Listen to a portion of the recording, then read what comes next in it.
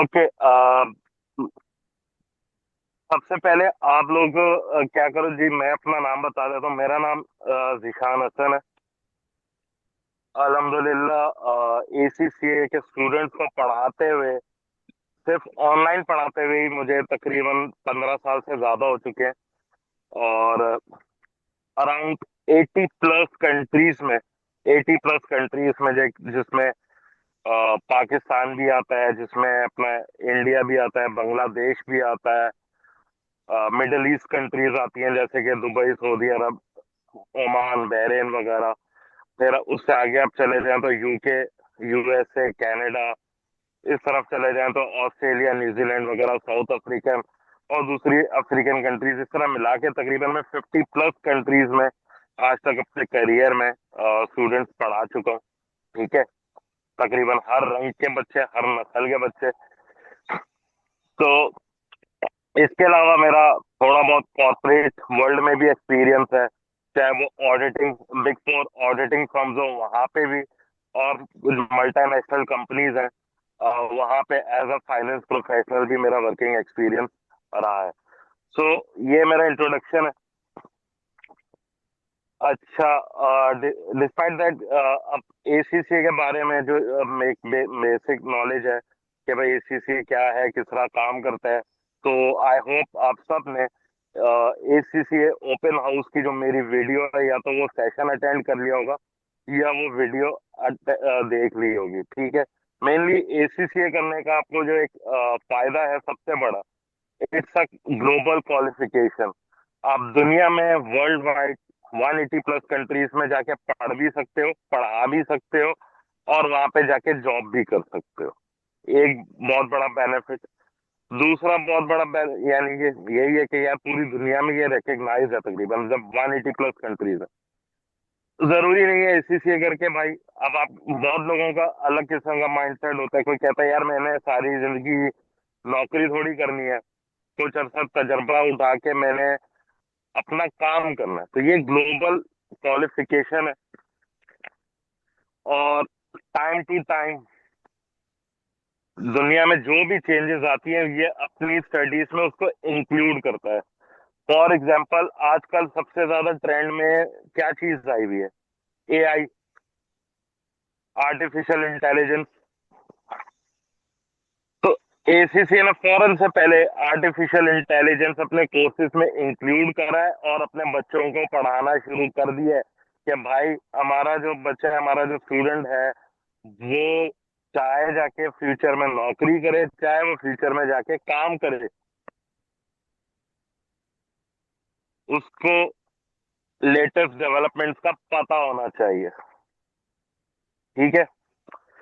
अब ये टेक्नोलॉजी ही है कि आप देख लो कि यार आप बैठे हुए हो दुनिया एक नॉर्दर्न एरिया में, केपी साइड से, या पंजाब साइड में बैठे हुए, आप कहीं पे भी बैठे हुए हो। ठीक है। हमारे यहाँ लोगों का माइंड सेट अभी तक ये है कि यार हमने जाना है, फिजिकल कॉलेज में जाना है, 1 1.5 घंटा कार होके जाना है, क्लास लेनी है, फिर वापस आना है, फिर जाना है। जबकि दुनिया कहाँ जा रही है, कितनी फास्ट हो चुकी है कि आप कहीं से भी बैठ के आप क्लासेस ले सकते हो और पढ़ सकते हो। ये आपके लिए ज्यादा बेनिफिशियल है फिजिकल कॉलेज से। वो किस तरह, इसके देखो अब आपको बेनिफिट्स क्या है। आप मुझे लाइव सुन रहे हो, मुझे आप लाइव देख रहे हो, आपको ये देखो व्हाइट बोर्ड साइड पे नजर आ रहा है। तो जब इतनी ख्वारी करके फिजिकल कॉलेज में जाओगे, ऐसे ही नहीं हो रहा। यस और नो? Yes yes. जी जी सर, ऐसे ही होगा। ऐसे ही होगा। तो घर बैठ के आराम से वही फैसिलिटी तुम्हें मिल रही है। तुम्हें ना तुम्हारी पेट्रोल का खर्चा हो रहा है, ना तुम्हारे हॉस्टल का खर्चा हो रहा है, ना कुछ, ना वास्ता, ना तुम्हें अपने घर वालों से, अम्मी अब्बू से दूर रहना पड़ेगा। बेनिफिट है या नहीं है? जी जी सर, है। अच्छा भाई। फिर अब एक बच्चा जो है, हमारे बच्चों में एक छोटा सा अब इसमें एक आ जाता है कि यार वो सर हमारी सोशलाइजिंग का क्या होगा, हम तफरी कैसे करेंगे भाई? फिजिकल कॉलेज में जाएंगे तो यार वहां पे क्लास में बैठेंगे, वहां पे यार दोस्त बनेंगे। यार ऑनलाइन में तो ये तफरी नहीं हो पाएगी। सवाल है किसी का ये नहीं है। जी सर, मेरा तो था ये वाला सवाल। तो देखो, ऑनलाइन क्लासेस में भाई शर्माना नहीं है, सवाल कर सकते हो किसी भी इस तमीज के दायरे में रहते हुए कि जो सवाल आ रहा है ये लेजिटिमेट सवाल है। सोशलाइजिंग हर बंदे का हक है और उसको जरूरत है उसकी। ठीक है। तो भाई ऑनलाइन क्लासेस में ये सोशलाइजिंग होती है। किस तरह होती है भाई? हर क्लास का या उसका जो है, हमारे व्हाट्सएप ग्रुप्स बनते हैं, उसके अंदर वो स्टूडेंट्स कनेक्टेड होते हैं। वो व्हाट्सएप पे भी आपस में गपशप कर रहे होते हैं और करते करते उनकी इतनी सोशलाइजिंग होती है कि मैंने उनको यहाँ कराची में और दूसरी सिटीज में भी कैफेज में साथ बैठ के पढ़ते हुए देखा। इस बात का मैं गवाह हूँ। पढ़ते हुए, सोशलाइजिंग करते हुए। यानी मेरी खुद एक उनसे इंटरेक्शन हुई है। यार आप लोग तो मेरे ऑनलाइन बैच के थे, आपने मेरे से ऑनलाइन पढ़ा, तो ये आपस में घुलना मिलना किस तरह हो रहा है? और वही व्हाट्सएप ग्रुप पे गपशप होती थी, हम उसकी हेल्प करते थे, उसकी हेल्प करते थे, हमारी दोस्ती हो गई, अब हम साथ सोशलाइज करते हैं। जी जी सर। सोशलाइजिंग आपकी कॉम्प्रोमाइज नहीं होती। फिजिकल कॉलेज में भी मैंने जिंदगी गुजारी है भाई एसीसीए में। ठीक है, तो फिजिकल कॉलेज में भी तो आपकी आपकी सोशलाइजिंग थोड़ी वैसे भी लिमिटेड हो ही जाती है। क्यों भाई? ये एक प्रोफेशनल क्वालिफिकेशन में आ गए हो। ठीक है, तो आप क्लास के लिए जाते हो, क्लास में बैठते हो, तक का वेट करते हो, दूसरा लेक्चर लेते हो, फौरन घर के लिए भागते हो, थोड़ा रेस्ट करते हो, फिर रिवीजन वगैरह शुरू हो जाता है। इतना टाइम नहीं है कि आधा दिन क्लासे ली तो आधा दिन तफरियां करी। आप अब प्रोफेशनल क्वालिफाइड अकाउंटेंट बनने जा रहे हो। आप एक दुनिया की टॉप क्वालिफिकेशन करने जा रहे हो, आप एक टॉप चीज बनोगे। ये क्वालिफिकेशन वो है कि जिससे करके आप सीएफओ की सीट तक पहुंच सकते हो। सीएफओ पता है कौन होता है? कंपनी का फाइनेंस हेड होता है। ये क्वालिफिकेशन करके आप ऑडिट पार्टनर करते हो, जो कि किसी भी कंपनी की फाइनेंशियल स्टेटमेंट साइन करता है, उसकी जिम्मेदारी लेता है। ये वो क्वालिफिकेशन है जिसकी बेसिस पे बंदा फाइनेंस मिनिस्टर बनता है। आपका पिछला फाइनेंस मिनिस्टर भी चार्टर्ड अकाउंटेंट था, आपका अभी का भी जो फाइनेंस मिनिस्टर है वो चार्टर्ड अकाउंटेंट है।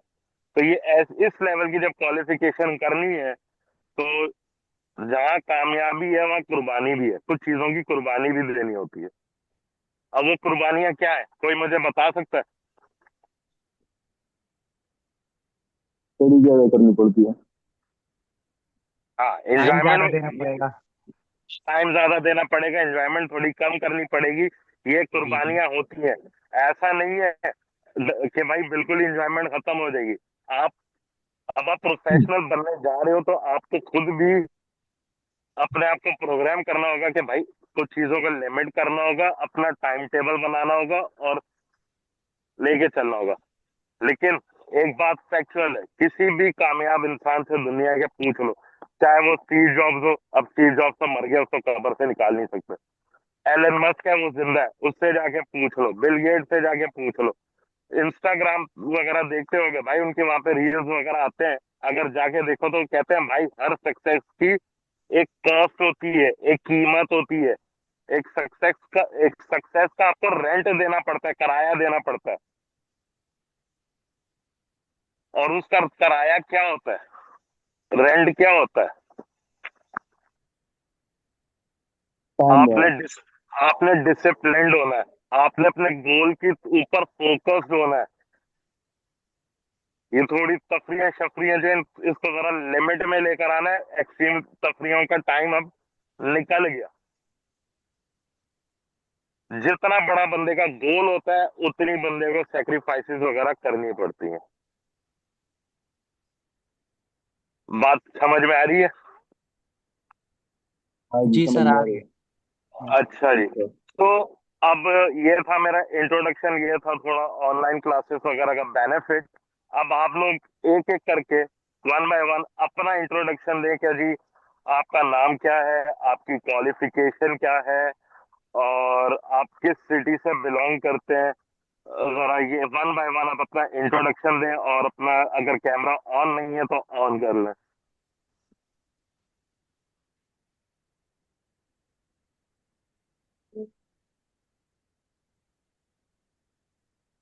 अस्सलाम वालेकुम सर। जी वालेकुम सलाम। मेरा नाम बासित है। जी जी। मैं पीएमडीसी से पढ़ा हूँ, पेशावर मॉडल डिग्री कॉलेज माशाल्लाह। से। ठीक है। मैंने सेकंड ईयर उसमें की है, प्री इंजीनियरिंग में की है। ठीक है। मेरे 80 मार्क्स आए थे आउट ऑफ 1200। ठीक है, माशाल्लाह, जबरदस्त। और मेरे भाई जुनेद भाई ने भी एसीसीए किया है। माशाल्लाह। तो मैं उनकी उनसे भी इंस्पायर हुआ था, लेकिन मुझे खुद भी पसंद था, मतलब वो एसीसीए, तो इसलिए मैं इस साइड पे आ गया। माशाल्लाह माशाल्लाह, इंशाल्लाह उससे ऊपर जाओगे। इंशाल्लाह। यही मेरी इंट्रोडक्शन थी। कोई सवाल हो तो पूछ सकते हैं। जबरदस्त। बिलाल साहब, आप अपना इंट्रोडक्शन दें प्लीज। अस्सलाम वालेकुम sir.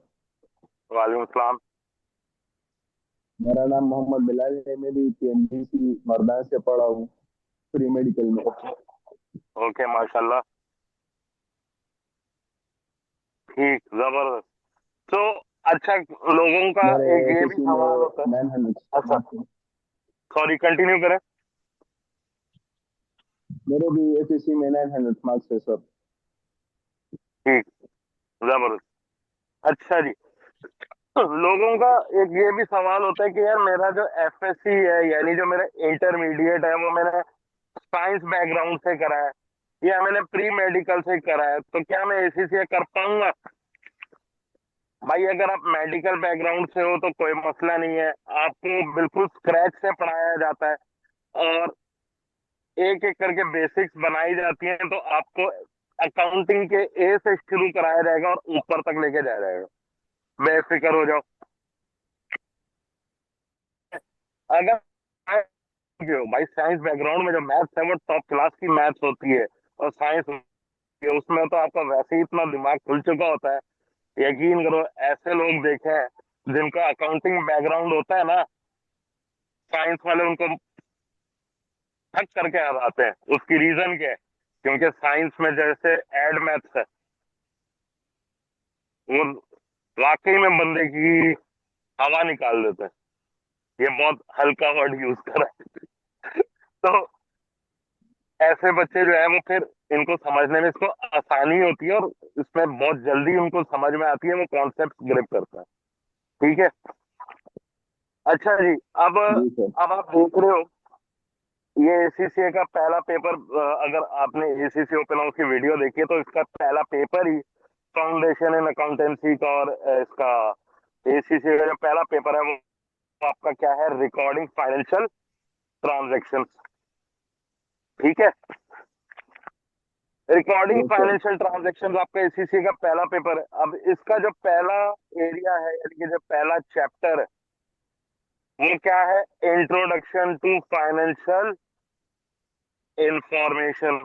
Introduction to financial information को जो हम लोग एरिया पढ़ेंगे, आप देखोगे उसके अंदर हम लोग इसकी नाम से ही आपको पता चल रहा है भाई, इंट्रोडक्शन है।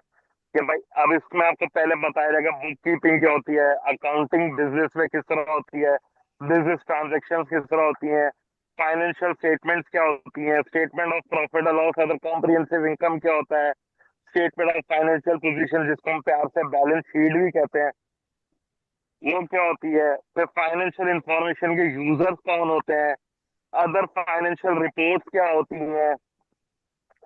ठीक है। एसेट्स क्या होते हैं, लाइबिलिटीज क्या होती हैं, कैपिटल क्या होता है, इनकम क्या होता है, एक्सपेंडिचर क्या होता है। ठीक है। फिर अकाउंटिंग इंफॉर्मेशन की करेक्टरिस्टिक्स क्या होती हैं, उसकी रेलेवेंस क्या होती है। अच्छा जी, फेथफुल रिप्रेजेंटेशन क्या होती है, कंपैरेबिलिटी किस चिड़िया का नाम है, वेरीफाइबिलिटी क्या होती है, टाइमलीनेस क्या है और ये क्यों जरूरी है, अंडरस्टैंडेबिलिटी क्या है। ये आपका पहला चैप्टर है जो ठीक है। इसके बाद, अच्छा ये वो एरिया जो कि मोस्टली थ्योरेटिकल है, ठीक है, और बहुत इजी है। Yes sir. तो हम, बहुत इजी है, इसको हम लोग बिल्कुल एंड में कवर करेंगे। और अगर आपने जल्दी कवर करना है तो भाई इसकी रिकॉर्डिंग पोर्टल पे मौजूद होगी, पोर्टल पे आप रिकॉर्डिंग देख के समझ सकते हो। वरना सवाल होगा वो एंड में इसको कवर करेंगे, क्योंकि इतना इम्पोर्टेंट एरिया नहीं है, लेकिन कोर्स का हिस्सा है, करना तो है, लेकिन इतना इम्पोर्टेंट नहीं है, तो आखिर में करेंगे, ठीक है। फिर अब आ जाता है प्रोसेस ऑफ रिकॉर्डिंग ट्रांजेक्शन। अब यहां से आपके काम की चीजें शुरू हो रही है। अकाउंटिंग फॉर बिजनेस ट्रांजेक्शन क्या होती है, फाइनेंशियल डॉक्यूमेंट्स क्या होते हैं, अकाउंटिंग रिकॉर्ड्स की सोर्सेज क्या होती हैं, अकाउंटिंग डाटा यूज किस तरह होता है, डिफरेंट टूल्स एंड टेक्निक्स क्या होती हैं, ठीक है, अकाउंटिंग सिस्टम किस तरह लिंक होते हैं एक दूसरे से, कंप्यूटराइज अकाउंटिंग सिस्टम्स किस तरह के होते हैं, अच्छा जो डाटा होता है उसके रिस्क और उसकी सिक्योरिटी की क्या होती है, डॉक्यूमेंट जो है वो आपने कब तक संभाल के रखना है, डॉक्यूमेंट रिटेंशन। फिर भाई कोडिंग क्या होती है, वो कोडिंग, आप डिफरेंट दुकानों में सुपर स्टोर्स पे जाते हो, तो जो बार कोड वगैरह होते हैं, या शॉप्स वगैरह पे जाते हो, डिफरेंट कोडिंग होती हैं, वो क्यों होती हैं, किस लिए होती हैं, कोडिंग सिस्टम्स की कुछ एग्जांपल्स देखेंगे, ठीक है। फिर बेनिफिट्स क्या होती हैं कोडिंग की, ये हमारा दूसरा एरिया हो जाएगा, ये भी कोई मुश्किल एरिया नहीं है, ठीक है। अच्छा, अब ये आपका थोड़ा टेक्निकल एरिया शुरू हो रहा है। Accounting equation and double entry book keeping. Assets क्या है, लाइबिलिटीज क्या है, कैपिटल क्या है, फिर ये डुअलिटी कॉन्सेप्ट क्या है, मजा का मजा ये किस तरह है भाई, डबल एंट्री बुक कीपिंग का इंट्रोडक्शन आ जाएगा। फिर अकाउंटिंग इक्वेशन पे हम लोग खेलना शुरू करेंगे, फिर डबल एंट्रीज पे को समझना शुरू करेंगे, ठीक है। जर्नल एंट्रीज को, जर्नल लेजर को, एलिमेंट्स क्या होते हैं, टी अकाउंट किस तरह बनते हैं, लेजर अकाउंट्स किस तरह बनते हैं, अकाउंट्स बैलेंस किस तरह होते हैं, ये वो है, ये वो बेसिक है जो कि आप अभी स्ट्रॉन्ग कर लोगे ना, तो सारी जिंदगी काम आएगी। लिटरली इसको जितना स्ट्रॉन्ग करोगे आपके लिए फायदा है, क्योंकि सारी जिंदगी रिटायरमेंट की एज तक इसका इस्तेमाल होगा। चाहे तुम अकाउंटेंट बनो, चाहे तुम ऑडिटर बनो, चाहे तुम टैक्सेशन में चले जाओ, कहीं पे भी चले जाओ, ये स्ट्रांग होगी ना, चीते हो जाओगे। अच्छा जी, अगला एरिया आपका आता है, ले भाई, ये हमारा हो गया sales on credit. Sales on credit, भाई कैश ट्रांजेक्शन क्या होती है, क्रेडिट ट्रांजेक्शन क्या होती है, सेल्स ट्रांजेक्शन की अकाउंटिंग किस तरह होगी, कस्टमर अकाउंट्स को किस तरह आपने मेंटेन करना है, सेल टैक्स क्या होता है, आउटपुट टैक्स क्या होता है, इनपुट टैक्स क्या होता है, सेल टैक्स को कैलकुलेट किस तरह करना है, कस्टमर इनवॉइस किस तरह बननी है, सेल टैक्स की अकाउंटिंग किस तरह होगी, ट्रेड डिस्काउंट्स क्या होते हैं, ट्रेड डिस्काउंट्स की अकाउंटिंग क्या होगी, पेमेंट डिस्काउंट्स क्या होते हैं, पेमेंट डिस्काउंट्स की अकाउंटिंग किस तरह होगी, सेल्स रिटर्न क्या होती है, क्रेडिट नोट्स क्या होते हैं, क्रेडिट नोट्स के क्या क्या एलिमेंट्स होते हैं, सेल्स रिटर्न की अकाउंटिंग किस तरह होगी, सेल्स रिटर्न और कस्टमर अकाउंट किस तरह होंगे, बैड डेट्स क्या होते हैं, अलाउंस फॉर बैड डेट्स क्या होंगे, उसकी अकाउंटिंग किस तरह होगी, सेल्स प्रोसेस में कौन कौन से डॉक्यूमेंट्स यूज होंगे, कस्टमर अकाउंट स्टेटमेंट क्या होती है, रेमिटेंस एडवाइस क्या होती है, अकाउंटिंग सिस्टम और डॉक्यूमेंट्स क्या होते हैं, ठीक है। ये हमारा फोर्थ एरिया खत्म हो जाता है। फिफ्थ एरिया हमारा शुरू हो जाता है परचेज ऑन क्रेडिट। परचेज और क्रेडिट आप यूं समझ लो कि सेल्स का उलट है, ठीक है। इसके अंदर वही आ जाता है भाई, परचेज प्रोसेस क्या होते हैं, परचेज ऑर्डर क्या होता है, डिलीवरी नोट क्या होता है, गुड रिसीव नोट्स क्या होते हैं, परचेज इनवॉइसेस क्या होती हैं, परचेज रिटर्न क्या होते हैं, इसकी रेमिटेंस एडवाइस किस तरह बनोगी, इसमें अगर क्रेडिट परचेज अकाउंटिंग होती है उसकी अकाउंटिंग किस तरह होगी, क्रेडिट परचेज अकाउंट में कौन कौन से अकाउंट्स रेलेवेंट होते हैं, सही बात है। फिर क्रेडिट परचेज ट्रांजेक्शन, उनकी जर्नल एंट्रीज किस तरह होंगी, रेमिटेंस एडवाइसेस किस तरह होंगी, कंप्यूटराइज अकाउंटिंग सिस्टम परचेजेस का किस तरह होगा, सप्लायर अकाउंट इंडिविजुअली किस तरह बनेंगे, फिर परचेजेस की सेल टैक्स इसके अंदर आ जाता है, ठीक है, जिसको आप इनपुट टैक्स भी कहते हैं। इंडिविजुअल सप्लायर अकाउंट रिकंसिलेशन किस तरह होती है, ये हमारा फिर ये हो जाएगा। फिर जी cash and bank, cash and bank के एरिया में भाई बैंक क्या होते हैं, बैंक इंस्टीट्यूशन किस तरह काम करते हैं, कैश पेमेंट्स क्या होती हैं, चेक पेमेंट्स क्या होती हैं, फिर EFT POS पेमेंट्स जो कि क्रेडिट और डेबिट कार्ड्स में यूज होती हैं, इनका किस तरह का सिस्टम है, किस तरह काम करते हैं। बैंक ट्रांसफर क्या होते हैं, स्टैंडिंग ऑर्डर क्या होता है, डायरेक्ट डेबिट क्या होता है, डायरेक्ट क्रेडिट क्या होता है, कैश रिसीट्स क्या होती हैं, पेमेंट्स क्या होती है, रेलिवेंट कैश रिसीट्स क्या होती हैं, पेमेंट अकाउंट क्या होते हैं, cash receipts payment transaction double entries किस तरह होती हैं, बैंक स्टेटमेंट्स किस तरह बनती हैं, बैंक स्टेटमेंट किस तरह होती है, बैंक रिकंसिलेशन क्या होती है, क्यों की जाती है, क्या मकसद है, और इसकी अकाउंटिंग वगैरह बैंक रिकंसिलेशन किस तरह बनाई जाती है, किस तरह की जाती है, ये इसके अंदर होगा। और ये बैंक, ये आप कह लो कि ये इंपॉर्टेंट एरिया, इसके अंदर से अच्छे खासे क्वेश्चन आ भी जाते हैं। ठीक है भाई। अच्छा भाई, फिर हमारा नेक्स्ट जी। एरिया आ जाता है पैटी कैश। पैटी कैश क्या होता है भाई, रोजमर्रा के जो छोटे छोटे ऑफिस में खर्चे होते हैं ना, वो मेहमान आया उसके लिए चाय मंगवा ली, वो यार वो लेटर भेजना था उसका खर्चा, कुछ स्टैम्प ड्यूटी लगनी थी उसका खर्चा, ये छोटे मोटे जो खर्चे होते हैं रोजमर्रा के, इससे आप क्या कहते हो, पैटी कैश कहते हो। अब पैटी कैश क्या होता है, पैटी कैश प्रोसीजर्स क्या होते हैं, पैटी कैश वाउचर्स क्या होते हैं, किस तरह काम करते हैं, इम्प्रेस सिस्टम किसे कहते हैं, पैटी कैश की अकाउंटिंग किस तरह होती है, relevant petty cash ledger accounts किस तरह बनेंगे, पैटी कैश ट्रांजैक्शंस और जर्नल एंट्रीज क्या होती हैं, पैटी कैश रिकंसिलेशन के ऊपर बात होगी। ठीक है। अच्छा भाई, ये हमारा पैटी कैश का एरिया हो गया। फिर हमारा एरिया कौन सा आ जाता है, पेरोल। पेरोल किसे कहते हैं भाई, जो आपकी सैलरीज वगैरह बन रही होती है, इस प्रोसेस को हम लोग पेरोल कहते हैं। एक इंट्रो के लिए शॉर्ट सा इंट्रो ये है। ठीक है, पेरोल प्रोसेस किसे कहते हैं, जो आपका सैलरीज वगैरह का जो सिस्टम होता है उसे आप पेरोल कहते हो। अच्छा जी, पेरोल फंक्शन की क्या रिस्पॉन्सिबिलिटीज होती हैं, ग्रॉस पे कितने टाइप की होती हैं, कौन कौन सी डिडक्शन होती है जो कि आपकी सैलरीज में से की जाती हैं। ठीक है। अच्छा जी, एक एम्प्लॉय की बिजनेस में क्या कॉस्ट होती है, क्या क्या कॉस्ट लग रही होती है, पेरोल रिपोर्ट किस तरह होती है, पेरोल लेजर अकाउंट्स कौन कौन से होते हैं, पेरोल ट्रांजेक्शन क्या होती हैं, जर्नल एंट्रीज क्या होती हैं, कंप्यूटराइज सिस्टम में जर्नल एंट्रीज क्या होती हैं, पे स्लिप्स क्या होती हैं। ठीक है, पेमेंट मेथड्स क्या होते हैं, पेमेंट सिक्योरिटी और कॉन्फिडेंशियलिटी किस तरह रखी जाती है। और फिर हमारा लास्ट एरिया होगा ट्रायल बैलेंस। ट्रायल बैलेंस जब आपके डेबिट्स, एक शॉर्ट सा इंट्रोडक्शन है, अभी मुझे पता है थोड़ा सा ऊपर से जाएगा क्योंकि अभी हमने बेसिक ही नहीं देखी। ठीक है, जब आपका एक डेबिट साइड और एक क्रेडिट साइड को देखा जा रहा होता है कि यार उसके अंदर कोई एरर तो नहीं है, ये कौन देखता है, वो ट्रायल बैलेंस देखता है। ठीक है, तो भाई किस तरह ट्रायल बैलेंस बनाना है, जर्नल क्या होता है, जर्नल एंट्रीज के मैनुअल्स क्या होते हैं, अगर ट्रायल बैलेंस में एरर आ जाए तो उसको किस तरह रिजॉल्व करना है। ठीक है, अगर क्या रीजन है कि ट्रायल बैलेंस आपका बैलेंस नहीं होता।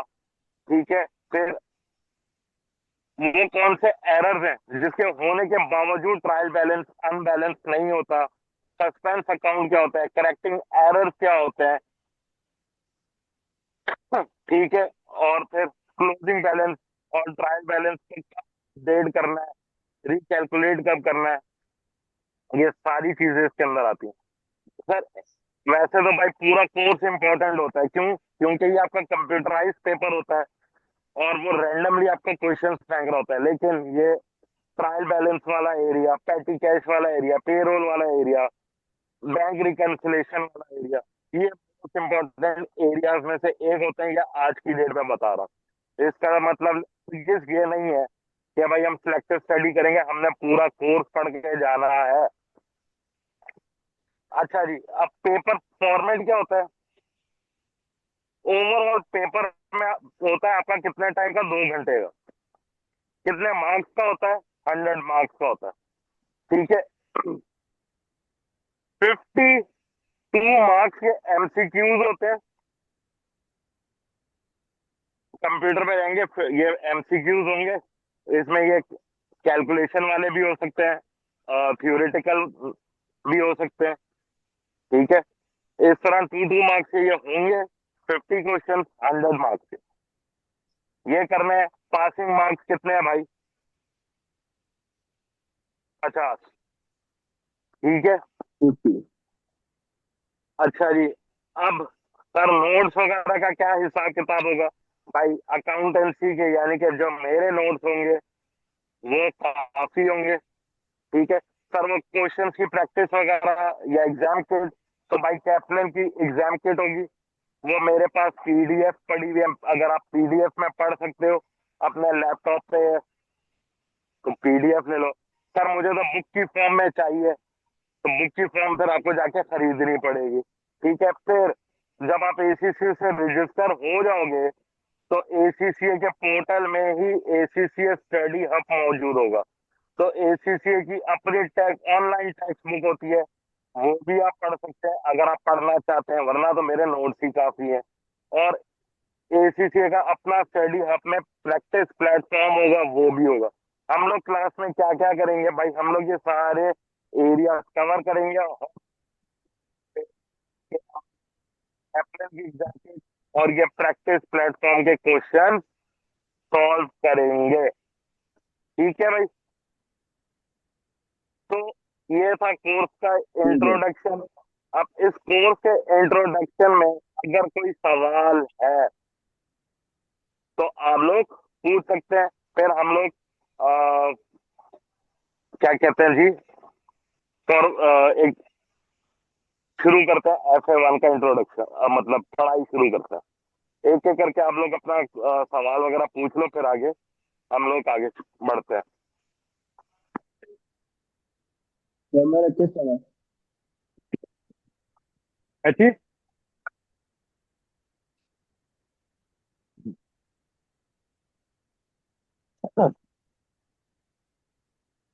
कोई सवाल है? मेरा सवाल है सर एक। हाँ हाँ बोलो। सर ये सारा कोर्स पहले पेपर के लिए है? ये सारा कोर्स क्या है? आपकी आवाज थोड़ी दब रही है।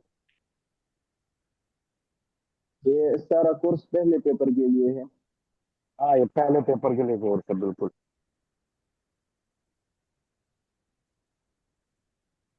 ये सिलेबस पहले पेपर का कोर्स है, बिल्कुल।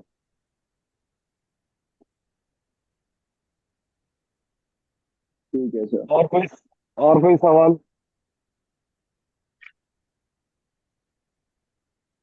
No sir. अच्छा जी, ठीक है। और बासित आपका कोई सवाल?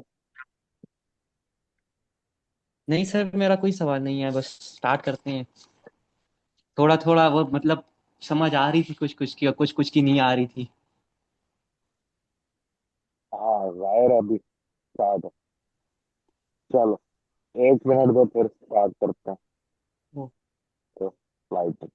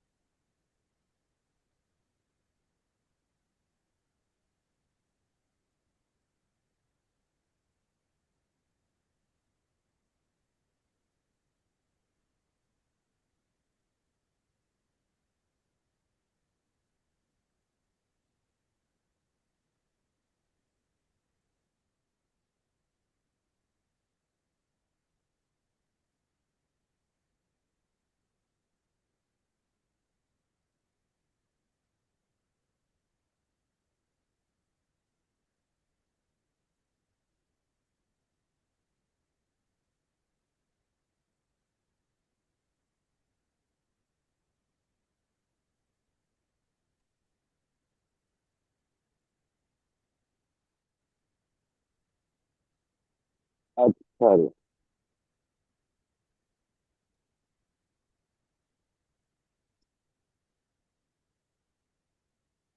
तो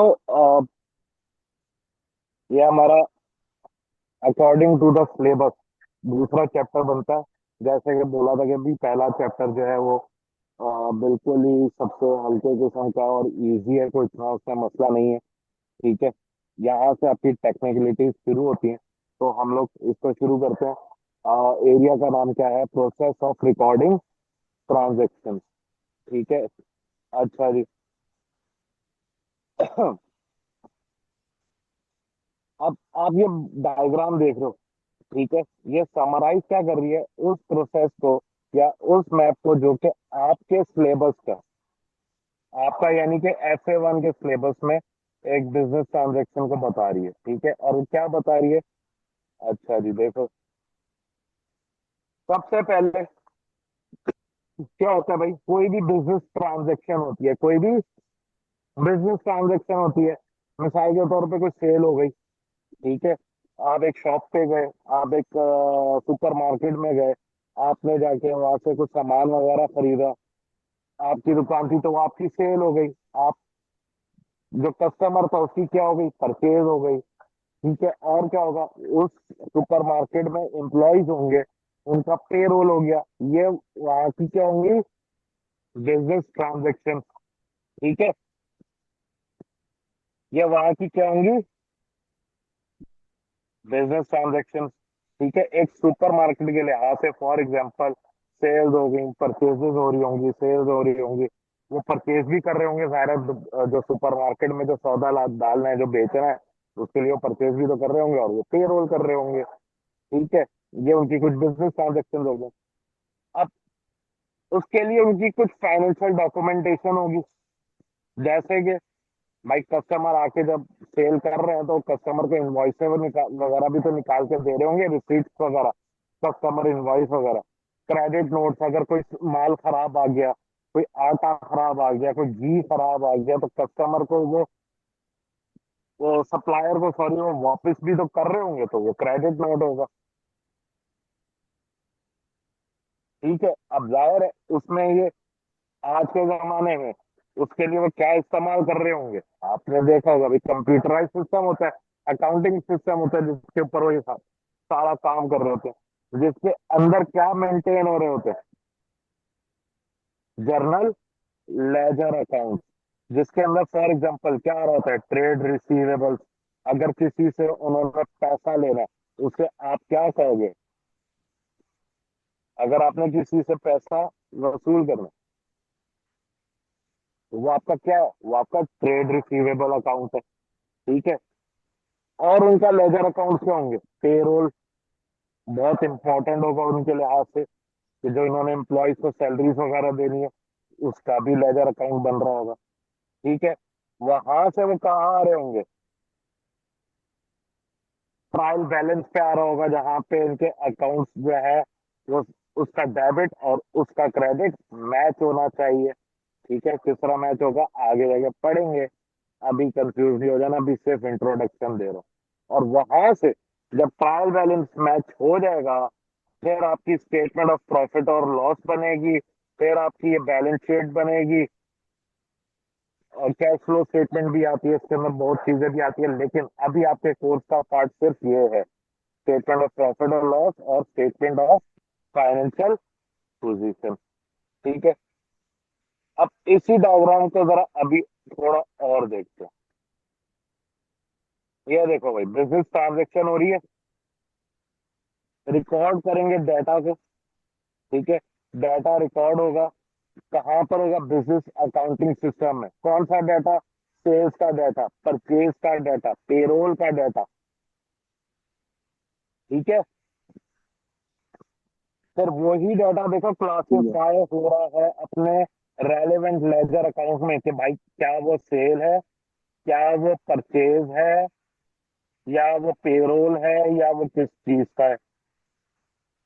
ठीक है, फिर वो डाटा जो है समराइज हो रहा होगा कहाँ पे? अपने लेजर बैलेंस में समराइज, और वो समराइज होके मजीद समराइज होके कहाँ जा रहा होगा? वो वो मजीद समराइज होके ट्रायल बैलेंस में जा रहा होगा। फिर ट्रायल बैलेंस जो है वो कहाँ, वो क्या बना रहा होगा, आपकी फाइनेंशियल स्टेटमेंट्स, यानी कि आपकी स्टेटमेंट ऑफ प्रॉफिट और लॉस और आपकी balance sheet, statement of financial positions, यहाँ आप किस तरह खाते बन रहे होंगे। बात समझ में आई है कि नहीं आई है? आइए। दोनों को आई है? जी जी सर, आ ठीक गई है। है। अब देखो, ये जो बात मैंने समझाई है वही बात अब यहाँ पर आ रही है कि इस डायग्राम में देखो, जो रेक्टेंगल्स है लेफ्ट साइड पे, वो क्या बता रहे थे, जो कि इवेंट्स हो रहे थे। क्या इवेंट्स हो रहे थे? या सेल्स हो रही थी हमारी एग्जांपल में, या परचेजेस हो रही थी, या पेरोल हो रहे थे। ठीक है। और जो राइट साइड का बॉक्सेस थे, आप बता रहे थे कि भाई उन इवेंट्स की बेसिस पे क्या एक्शन हो रहे थे। ठीक है। डाटा रिकॉर्ड हो रहा था, समराइज हो रहा था, लेजर्स में जा रहा था, लेजर से ट्रायल बैलेंस में जा रहा था, फिर फाइनेंशियल स्टेटमेंट्स बन रही थी। ठीक है। फाइनेंशियल डॉक्यूमेंट्स कौन कौन से यूज हो रहे थे वो इसमें आपको समझा दिया। फिर ट्रांजेक्शन किस तरह समराइज हो रही है, क्लासिफाइड हो रही थी। ठीक है। फिर ट्रायल बैलेंस हो रहा था, और फिर आपकी फाइनेंशियल स्टेटमेंट्स बन रही थी। ऐसा ही है या नहीं? अगर ये बात क्लियर हो गई है, अगर ये सही दो है सर। मार्क्स का सवाल आ गया ना, तुम्हें ये 2 मार्क्स, अब अगर ये तुम्हारे जहन में बात बैठ गई है मेरी, तो फिर ये अगर सवाल आ गया ना, और आ भी जाता है इस तरह का सवाल, 2 नंबर यूं तक, और ये 2 नंबर जो है ना बाबू, दो एसीसीए में और सीए में 2 नंबर की कीमत तुम क्या जानो रमेश। ये 48 और 50 का डिफरेंस होता है। ये 2 नंबर एक एसीसीए और सीए के सर का ताज होता है। अच्छा जी। फाइनेंशियल डॉक्यूमेंट्स पे आ रहे हो। जो बुक कीपर्स होते हैं, बुक कीपर्स कौन होते हैं? जो ये एंट्रीज कर रहे होते हैं, डाटा रिकॉर्डिंग कर रहे होते हैं लेजर्स वगैरह में। ठीक है। जब रिकॉर्ड करते हैं बिजनेस ट्रांजेक्शन, तो वो क्या ऐसी हवाई कर लेते हैं? नहीं। वो किसकी बेसिस पे करेंगे? Supporting financial documents. Financial documents जो है, या जिसको आप सोर्स डॉक्यूमेंट्स भी होते हैं, वो आपको एक सबूत दे रहे होते हैं, एविडेंस दे रहे होते हैं किस बात का, कि भाई ये ट्रांजैक्शन हुई है। ठीक है। अब वो फाइनेंशियल डॉक्यूमेंट्स क्या होते हैं भाई? एक डॉक्यूमेंट होता है जिसे आप कहते हैं कोटेशन। कोटेशन वो डॉक्यूमेंट है जो कि बिजनेस देता है अपने होने वाले कस्टमर को। पर बात समझ में नहीं आई। एग्जाम्पल पकड़ो। एक बंदा है भाई, एक कस्टमर आया कि यार मुझे लेट से अपने ऑफिस के लिए जो है वो चाय का सामान लेना है, और साफ सफाई का सामान लेना है। मैंने अपने ऑफिस के लिए ये गिलास लेने, ये लेना है, ये लेना है, नहीं ये लेना है। ठीक है जी। अब हम क्या करेंगे, हम उसको एक डॉक्यूमेंट देंगे, देखो मेरा, हमारे पास से तुम्हें चाय 100 रुपए की मिल जाएगी, ये गिलास जो है वो 200 रुपए के मिल जाएंगे, ये इतने का मिल जाएगा, ये इतने का मिल जाएगा। एक पूरी लिस्ट होती है हमारी प्राइसेस की, बिजनेस की, अपनी प्रोडक्ट की प्राइसेस की। उससे आप क्या कहते हैं? उससे आप कोटेशन कहते हैं। ठीक है। Purchase order. परचेस ऑर्डर जो है वो डॉक्यूमेंट होता है जो कि कंप्लीट करता है कस्टमर, और वो सप्लायर को बेचता है। और जिसमें वो ये बता रहा होता है कि भाई मैंने, मुझे चाय चाहिए, मुझे चीनी चाहिए, मुझे एक गिलास चाहिए, ये चाहिए, वो चाहिए। और वो बिजनेस को भेजेगा, और उस परचेस ऑर्डर की बेसिस पे फिर हम उसको जो है, उसको जो सामान चाहिए होगा, सर्विसेज चाहिए होगा, वो हम उसको प्रोवाइड करेंगे। ठीक है। अच्छा जी। परचेस ऑर्डर के बाद आता है आपका डिलीवरी नोट। भाई परचेस ऑर्डर दे दिया, अब अगला काम क्या करेगा?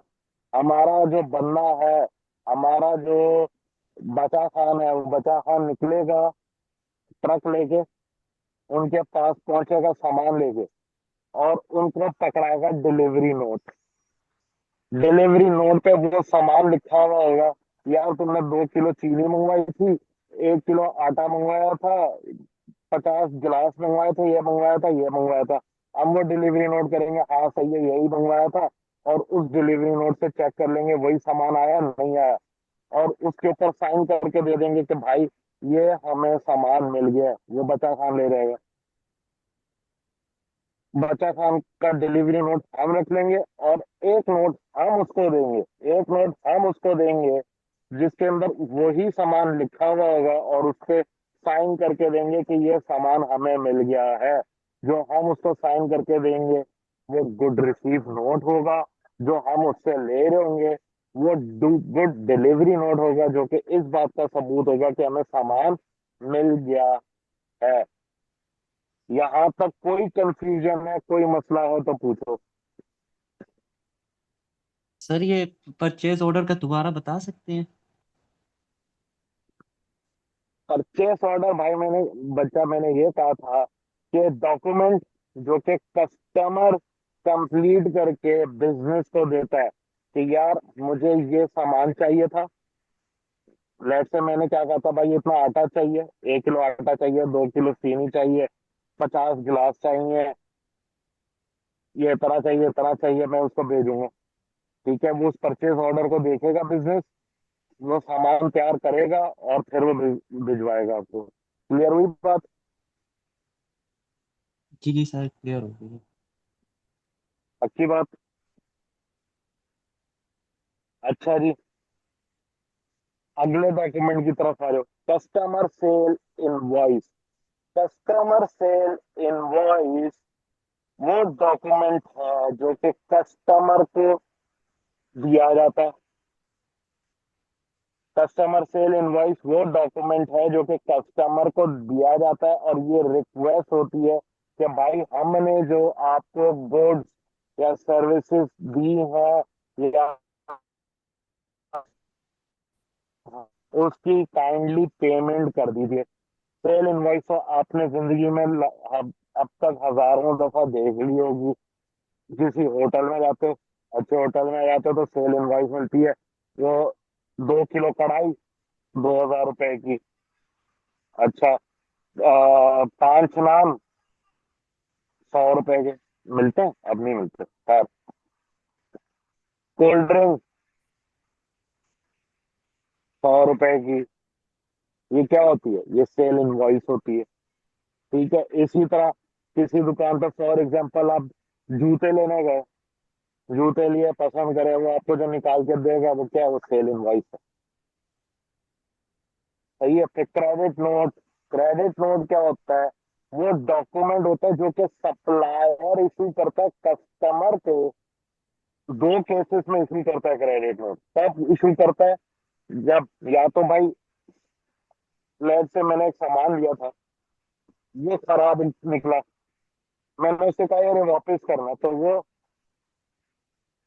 सप्लायर आपको क्रेडिट नोट देगा जब आपने वो वापस करना है सामान। एक दूसरा, गलती से पेमेंट ज्यादा हो गई है तो हमें वो ज्यादा, अब ज्यादा, हम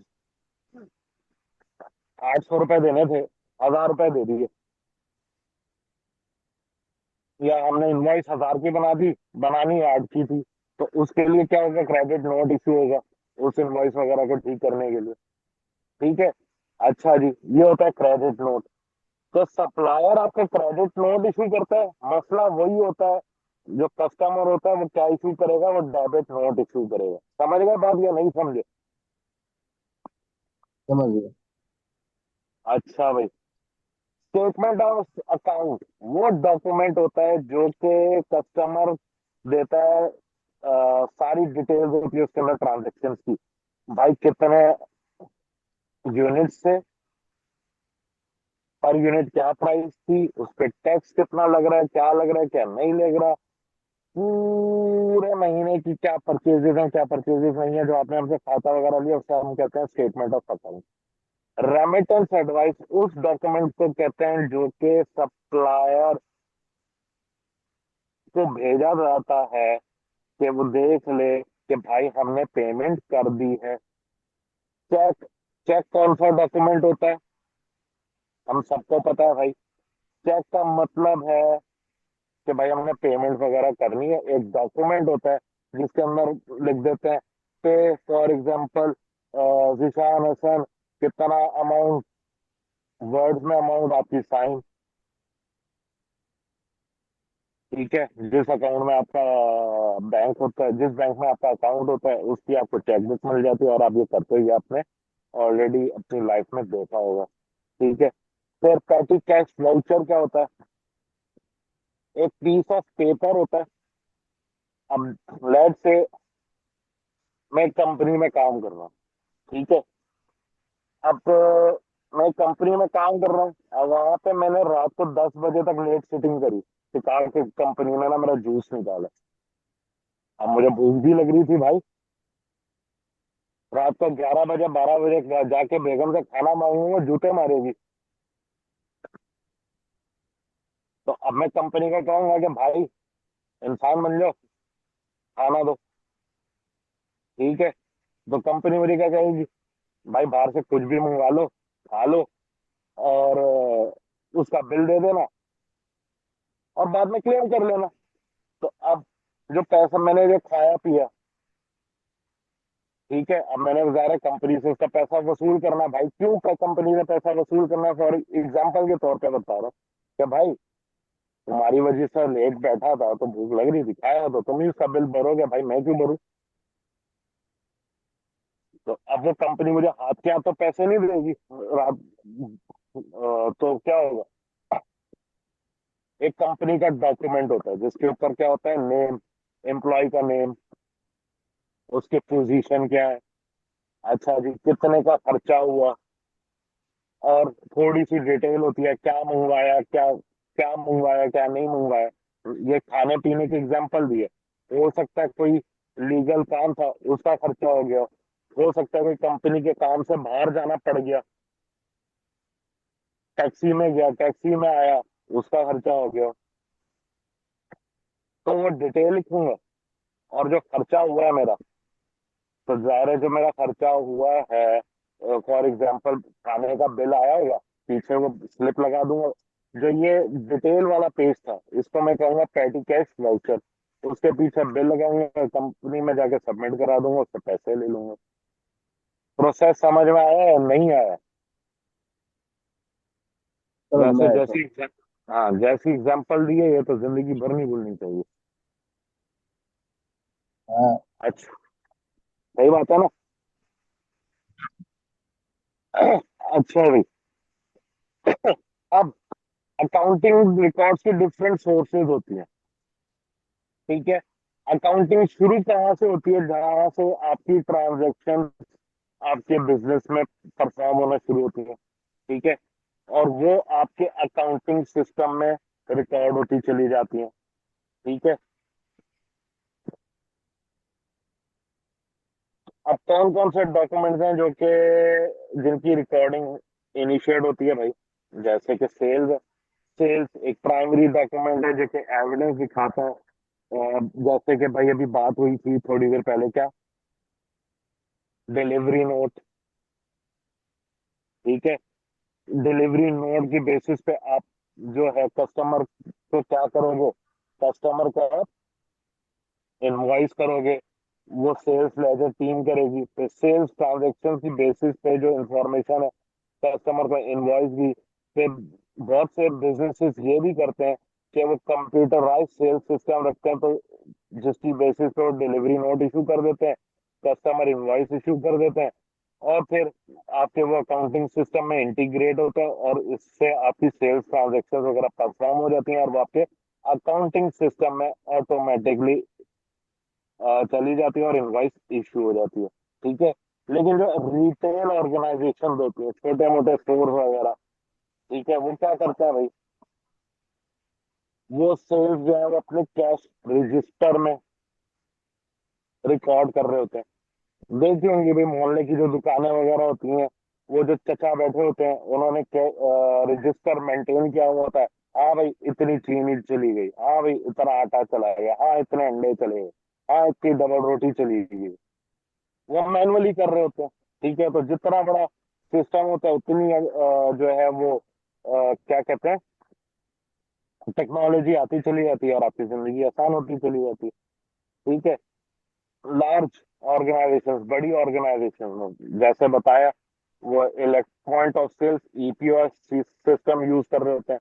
जैसे कि यहाँ पे है नाइट सुपरमार्केट है, आगा सुपर स्टोर है, वो क्या कर रहे होते हैं भाई, सिस्टम में एंट्री मार रहे होते हैं, या ये कार्ड स्वैप करेगा, ठक हो गया काम। इम्तियाज सुपरमार्केट है जो कि आपके पंजाब वगैरह में भी पाया जाता है, वहां पे क्या हो रहा होता है, सारा इलेक्ट्रॉनिक हो रहा होता है। ठीक है, इसी तरह आपकी परचेजेस है, प्राइमरी रिकॉर्ड जो है परचेजेस का। ठीक है, अब उसमें क्या होता है भाई, फिजिकल गुड्स होती हैं। ठीक है, डिफरेंट गुड्स होती हैं, जैसे कि आपको भी एग्जांपल इतनी देता आ रहा हूँ। उसके लिए आपको क्या मिलता है, गुड रिसीव नोट हो जाता है, मिलता है जब आपकी कंप्लीट हो जाती है। फिर गुड्स जो है वो आपके वेयर हाउस में आ जाती हैं। फिर अकाउंटिंग होती है परचेजेस की, कि भाई हाँ भाई सप्लायर से इनवॉइस रिसीव हो गई है, अच्छा जी, या पर सर्विसेज है तो भाई, और जो एक्सपेंसेस हैं वो आप रिकॉर्ड हो जाते हैं आपके सप्लायर। प्राइमरी रिकॉर्ड आपका इसमें क्या होता है, जो मेन रिकॉर्ड होता है वो सप्लायर की इनवॉइस होती है, जो कि आप अपने सिस्टम में एंटर करते हो। और फिर बिजनेस मेंटेन करता है कंप्यूटराइज परचेज, या जिस परचेज का प्रोक्यूरमेंट सिस्टम भी कहते हैं। ठीक है, वो इंटीग्रेट होता है आपके अकाउंटिंग सिस्टम से, जिसकी बेसिस पे आपकी सप्लायर्स इनवॉइसेस वगैरह जो है वो आपके परचेज सिस्टम में रिकॉर्ड होती चली जाती है, फिर आप उसकी अकॉर्डिंगली पेमेंट वगैरह करते चले जाते हैं। ठीक है भाई, यहाँ तक क्लियर है?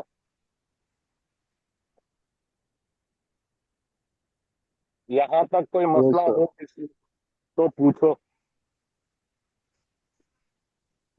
नहीं सर, कोई मसला नहीं है, कुछ कुछ समझ आ रही है। ये कुछ कुछ से मुझे डरा क्यों रहे हो भाई, क्या समझ में नहीं आ रही है, पूछो। नहीं, पूछने वाली दोबारा देख लूंगा, रिकॉर्डेड लेक्चर है ना, दोबारा देख लूंगा। वो आवाज़ कुछ कट रही है, आपकी आवाज़ थोड़ी सी खराब आ रही है, शोर आ रहा है मतलब। लैगिंग होगी थोड़ी सी। जी चलो, जी। पेमेंट्स और रिसीट्स। पेमेंट्स और रिसीट्स, रेमिटेंस एडवाइस क्या होती है, सोर्स ऑफ इंफॉर्मेशन होती है जो कि कस्टमर को दी जा रही होती है कि भाई आपकी ये पेमेंट हुई है, ये पेमेंट नहीं हुई है। पेमेंट ट्रांजेक्शन होती है फिर, ठीक है, जो कि सीनियर मेंबर्स हमेशा ऑथराइज करेगा, उसके बाद पेमेंट्स होंगी। ठीक है, डिफरेंट एक्सपेंसेस होते हैं, उनकी पेमेंट्स आ गई। फिर आपका आ जाता है पेरोल रिकॉर्ड। पेरोल रिकॉर्ड जो कि एचआर, ह्यूमन रिसोर्स डिपार्टमेंट के थ्रू होता है। वो क्या करता है भाई, ये मोस्टली मंथली पेमेंट्स होती हैं भाई, कौन सी, सैलरी, सैलरीज वगैरह रिकॉर्ड करना। अब इसमें एक होते हैं जो कि फिक्स पेमेंट्स वाले होते हैं, कुछ होते हैं आर्ली आर्ली वेजेस पे होते हैं, जैसे कि लेबर, उसकी रिकॉर्डिंग।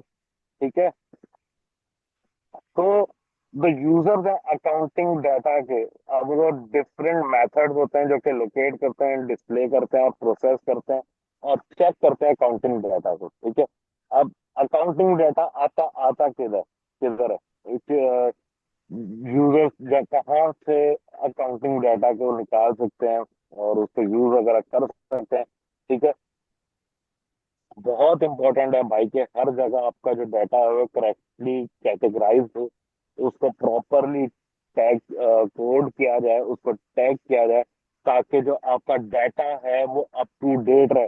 क्योंकि इसी डाटा की बेसिस पे मैनेजमेंट बड़े बड़े डिसीजन ले रही होती है कि कहाँ इन्वेस्ट करना है, कहाँ इन्वेस्ट नहीं करना है, कहाँ पे खर्चा करना है, कहाँ पे नहीं करना है, कहाँ पे खर्चे कम करने हैं, कहाँ पे खर्चे बढ़ाने हैं, कौन सी प्रोडक्ट पे हमने करना है फोकस करना है, कौन सी उस पे नहीं करना है। ठीक है, उसकी बेसिस पे फिर आपकी रिपोर्ट्स बन रही होती हैं। अब अब वो जो रिपोर्ट्स बन रही होती हैं वो कुछ एक होती है, ये देखो, डैशबोर्ड, ड्रिल डाउन, आगे जाके जी, ये अभी कंफ्यूज इस चीज में नहीं होना है, जिसकी बेसिस पे देखो रिकॉर्ड निकल रहा है, क्विक रेशो आ रहा है, करंट रेशो आ रहा है। कैश बैलेंस कितना है वगैरह वगैरह। अब ये सवाल ना करने लग जाना कि सर क्विक रेशियो क्या है, करंट रेशियो क्या है, उसके लिए आप अभी बहुत बेबी हो, अभी बड़े होने में टाइम लगेगा, आहिस्ता आहिस्ता आगे के पेपरों में आएंगी ये चीजें खुलेंगी। अभी बस एक इंट्रोडक्टरी तौर पे बता दिए कि ये भी कोई चीज होती है। ठीक है। अच्छा जी, तो जैसे कि देखो अभी दिखाया कुछ ऑर्गेनाइजेशन में जो सिस्टम है, अकाउंटिंग सिस्टम, वो डैशबोर्ड की बेसिस पे इंफॉर्मेशन दिखा रहे होते हैं। ठीक है। और उसकी बेसिस पे वो एग्जामिन कर लेते हैं। कुछ होता है जो कि डायरेक्ट सर्च होता है। ठीक है। कीवर्ड्स डालेंगे इंफॉर्मेशन आ जाएगी, इस तरह हो रहा होता है। ठीक है। तो जो होता है वो कस्टम क्वेरी होती है कि आपकी जो भी रिक्वायर्ड क्वेरी होती है उसकी बेसिस पे आप अकाउंटिंग सिस्टम जो है वो डाटा निकाल के दे देगा आपकी क्वेरी की बेसिस पे। फिर एक होता है displaying accounting data. Different tables होते हैं, टेबल्स बना ली, रिपोर्ट्स बना ली, ग्राफ्स बना लिए, उसकी बेसिस पे आ जाती है इंफॉर्मेशन। ठीक है। ये देखो फॉर एग्जाम्पल, ये फॉर्मेट, ये लाइन चार्ट है, देखो लाइन आ रही है। ये बार चार्ट है, देखो बार आ रही है। सिंपल। ये पाई चार्ट है, देखो पाई क्यों कह रहे हैं देखो, अरे ये पेन यूज करते हैं ना। ये देखो। ठीक है। ये टेबल्स, ये इस तरह टेबल्स बन जाते हैं एक्सेल पे। जिसको एक्सेल यूज करना आता है वो आराम से मेरी ये चीजें समझ रहा है, वरना आराम बाद में जब यूज करेगा तो इसको और क्लियर हो जाएगा। वैसे तो पिक्चर्स देख के तो क्लियर हो ही रहा होगा, हाँ कि नहीं? जी जी सर। अच्छा जी। तो डैशबोर्ड्स जो है वो आपको इंफॉर्मेशन दे रहा होता है जो कि मैनेजमेंट को चाहिए होता है। अब हर मैनेजमेंट की अपनी नीड होती है। आप पहले सर इससे जो बेहतरीन कौन सा बेस्ट कौन सा, भाई कोई भी बेस्ट नहीं है, अकॉर्डिंग टू द नीड होता है, तो उस हिसाब से करके देना होता है और निकाल लेते हैं डाटा। ठीक है। अच्छा जी। अकाउंटिंग डाटा जो है लाजिम है, लाजिम है, लाजिम है कि भाई हर सूरत में एक्यूरेट हो। क्यों? अभी बताया था कुछ देर पहले कि भाई ये जो डाटा है इसकी बेसिस पे बड़े बड़े फैसले हो रहे होते हैं। अगर ये एक्यूरेट नहीं हुआ तो कंपनी को इसकी बेसिस पे करोड़ों का नुकसान हो सकता है। कैसे? आपने एक इंफॉर्मेशन गलत पकड़ा दी, वैसे तो वो प्रोडक्ट नहीं बनानी चाहिए थी या नहीं सेल करनी चाहिए थी, लेकिन आपकी इनएक्यूरेट इंफॉर्मेशन की वजह से लेट्स से वो डिसीजन ले लें कि ये प्रोडक्ट बनानी चाहिए, बेचनी चाहिए, कम, और वो बाद में कोई प्रोडक्ट बिकेगी नहीं। हो गया मसला। ठीक है। तो करेक्टनेस होनी जरूरी है। तो भाई अब एक्यूरेसी किस तरह करोगे, चेक करोगे? कंपेयर करोगे डॉक्यूमेंट को सोर्स डॉक्यूमेंट्स के साथ, पर्सनल क्वेरी कर लोगे, रेक्विजिशन देख लोगे, ऑथराइजेशन देख लोगे, डिफरेंट ट्रेंड्स को एनालाइज कर लोगे। ठीक है कि भाई रेवेन्यू कितने हिसाब से बढ़ रहा है, क्या ये हट कुछ ज्यादा ही हटके तो नहीं आ रहा, क्या पैटर्न्स चल रहे हैं, रेशियोज की कैलकुलेशन कर लेंगे। जैसे कि ग्रॉस प्रॉफिट को देख लिया, नेट प्रॉफिट को देख लिया, सेल्स कितने से बढ़ रही है, परचेज कितने से बढ़ रही है, कोई चीज नॉर्मल तो नहीं हो रही। ठीक है। ट्रांजेक्शन को वेरीफाई कर लिया कि भाई ये इसका जो ट्रेल है वो सही चल रहा है या कुछ बीच में कोई गड़बड़ तो नहीं है।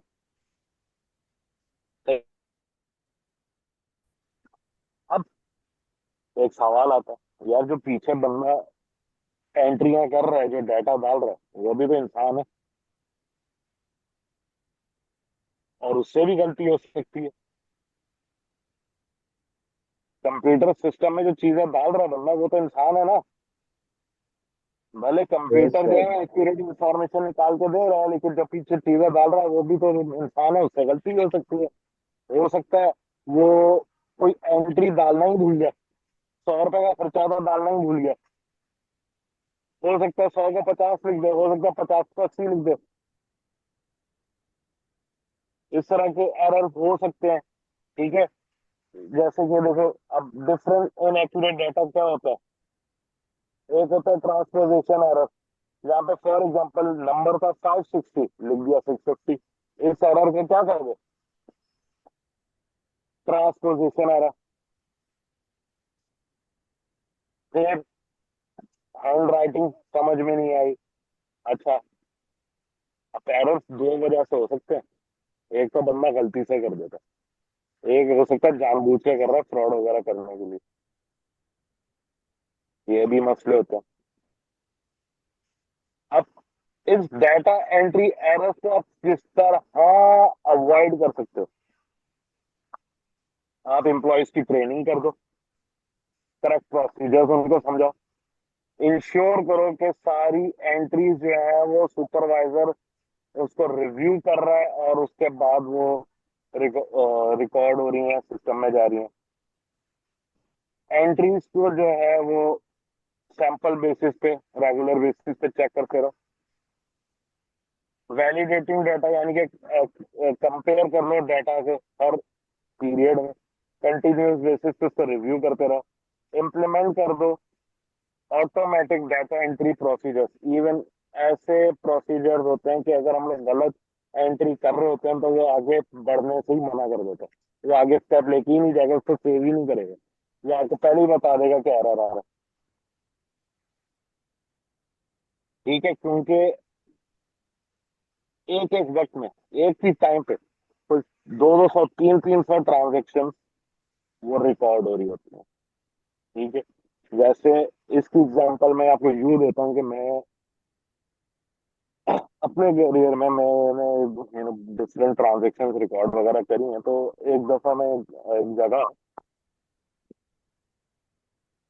मेरे मेरा एक रिस्पॉन्सिबिलिटी ये भी है कि जो जिन लोगों को गाड़ियां मिली हुई होती हैं, ठीक है, उन लोगों को जाहिर है, या आप इसको यूं ले लो कि बहुत लोगों को क्या होता है, कंपनी की तरफ से पेट्रोल मिल रहा होता है। सुना है कभी या नहीं सुना? जी जी सुना है। सर, सुने सुने। ठीक है, तो कंपनी की तरफ से पेट्रोल फ्री मिल रहा होता है, तो भाई अब फॉर एग्जांपल एक बंदा है अली, उसको एक लिमिट अलाउ थी 500 लीटर की, उसने इस महीने कितना यूज करा? 200 लीटर करा। तो वो 200 लीटर कितने का आया? एक में एक था, एक थी हीरा, उसने जी 100 लीटर यूज करा, वो कितने का आया? पूरी इनवॉइस आती है। अब एक वक्त में लेट से कंपनी के हैं कोई 100 एम्प्लॉयज। अब अगर मैं एक एक बंदे का, अली का अलग रिकॉर्ड करूं, हीरा का अलग रिकॉर्ड करूं, साइम का अलग रिकॉर्ड करूं, बासित का अलग रिकॉर्ड करूं, बिलाल का अलग रिकॉर्ड करूं, 100 बंदों का रिकॉर्ड करने बैठूंगा, कितना टाइम लग जाएगा? अंदाजा है? तो अब क्या बहुत करना ज्यादा है? टाइम अब लगेगा। बहुत ज्यादा टाइम लगेगा। ठीक है, अब जब मैं रिकॉर्ड करने बैठा, अब सिस्टम क्या है भाई, वो पूरी एक फाइल बनाई 100 एम्प्लॉयज की, टक टक टक उसको अपलोड करा, उसको अपलोड करके जाके एग्जीक्यूट कर दिया। जब अब मैं ये काम कर रहा हूँ तो हो सकता है 100, जैसे भी ऊपर मैंने दिखाया कि भाई 560, 500, 560 को 650 रिकॉर्ड किया हुआ है ना, ऐसा कुछ हो गया, कोई एरर हो गया, कोई कॉमे की मिस्टेक हो गई, कुछ हो गया, तो पता क्या होता है, वो खुद ही एरर दिखा देता है, वो आगे प्रोसीड ही नहीं करता। करो दोबारा काम शुरू से। इस तरह का सिस्टम भी है। ठीक है, आई बात समझ में या नहीं आई? जी जी सर, आ गई है समझ। अब डिफरेंट टूल्स होते हैं, टेक्निक्स होती हैं, जैसे कि अब मैंने अभी आपको एग्जांपल दी, जो कि डाटा एंट्री करता है, स्टोरेज देखता है, अकाउंटिंग डाटा को देखता है, फैसिलिटेट करता है, ऑटोमेट कर देता है रूटीन्स को। ठीक है, जिसके अंदर वो इंश्योर करता है कि भाई कोई बेईमानी ना हो और रेलेवेंट रहे डाटा। ठीक है, अब जैसे देखो ये वेयर हाउस की एग्जांपल आपको नजर आ रही है स्क्रीन पे, आ रही है ना, ये ट्रक श्रक नजर आ रहे हैं। तो देखो भाई, ये आपने मूवीज वगैरह में भी देखा होगा, ये बार कोड से स्कैनिंग हो गई, ये सामान यहाँ लोड हो गया, तो इसी तरह ये डिलीवरीज देखो ये ट्रैक हो रही हैं एक्यूरेट बार कोड्स की बेसिस पे। देखो प्रोडक्ट का पता चल गया कि जी लेबल्स वगैरह हैं, तो वो ऑथेंटिक प्रोडक्ट है, कोई उसको चोरी वगैरह नहीं कर सकता, बारकोड मिसिंग हो जाएगा वरना। ठीक है। इसी तरह इनकी बेसिस पे देखो, इसकी लोकेशन भी चेक होगी, कौन सी इन्वेंट्री कहाँ जा रही है। ठीक है। फिर एक्यूरेट प्रोडक्ट जो है वो ट्रांसफर होके जा रही है कि नहीं जा रही, रियल टाइम डिलीवरी हो रही है, कितने टाइम में हो रही है, हर चीज देखो टेक्नोलॉजी की बेसिस पे क्या हो रही है, ट्रैक हो रही है। सही है। अच्छा जी। वही देखो, ये सारी चीजों की देखो, ये सारी चीजें आप अपनी लाइफ में होती हुई देखते नहीं हो, कुछ हो रही है चीजें लिंक, कुछ याददाश्त आ रही है। जी जी सर, आ रही है, कुछ कुछ आ रही है याद, ये क्रेडिट है और वो है। ठीक है। अब टाइप एंट्रीज क्या होती है, सिस्टम में हम लोग टाइप करके कर रहे हैं कुछ एंट्रीज। देखो जैसे कि मैंने एग्जांपल दी थी शुरू में, सुपरमार्केट की, वो क्या करता है, वो एक इस तरह की डिवाइस होती है, प्रोडक्ट को रखा, स्कैन हो गया, रिकॉर्ड हो गया, है ना, बारकोड रीडर्स। फिर ऑनलाइन बैंकिंग करते हो, ऐप खोली, अमाउंट डाला, टक ट्रांसफर, टक receive. Online banking, debit card, credit card, mobile devices, collect करा, एंटर कर लिया, मैनेजमेंट इंफॉर्मेशन सिस्टम पूरा खुद ही आ गया। अब जो अकाउंटेंसी का सिस्टम चल रहा है, ये क्या है, मोबाइल डिवाइसेस के थ्रू चल रहा है, नहीं चल रहा, आप बैठ के पढ़ भी रहे हो। ठीक है। अब आप जाओ, तो मेरी वेबसाइट पे सिस्टम लगा हुआ, जाओगे, अपना नाम डालोगे, अपना कार्ड डिटेल्स वगैरह डालो, पेमेंट कर दो, वो भी सिस्टम है, mobile devices.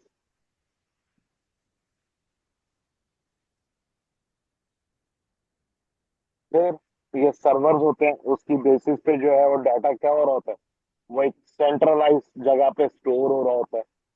Portable data storages होती हैं, जैसे कि यूएसबी।